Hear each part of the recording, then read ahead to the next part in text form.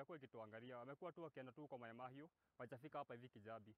Wajakuja kuangalia the source kwenye maji kwenye ilikuwa imetoka na venye kulienda. So good, hakuna njia kutoka Kijabi kwenda anywhere or. Saizi hata mambo na food, sasa ni shida.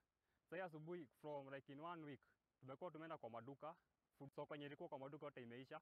Sasa unaenda kutafuta hadi maziwa hakuna food, hakuna unga na hakuna anything, like watu tu wanataabika tu. Watoto wako huko hata sasa hii kupata hadi food, hata maziwa hadi wapati. So tu ningeomba tu sasa hii government ikuje tu ingie katikati, ikuje at least hata kama nitengeneze tu barabara kutoka tu access tu ya soko. Tupate tu watu access tu ya soko na pia mambo na hospitali kwanza. Na tunaambiwa tuhame, hakuna pahali ya kukwenda.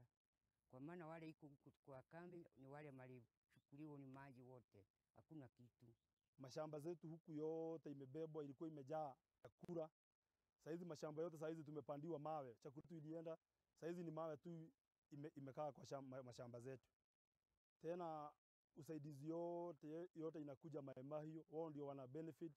Sisi ni kama tulisahaulika huku juu, serikali hata hakuna mtu mmoja hata wa serikali amekuja hata mmoja. Tunaona kama tumesahaulika kwa sababu serikali inasaidia wale wengine, lakini huku kwetu hatujaona hata mmoja mwenye anaongea ama kutusaidia hata.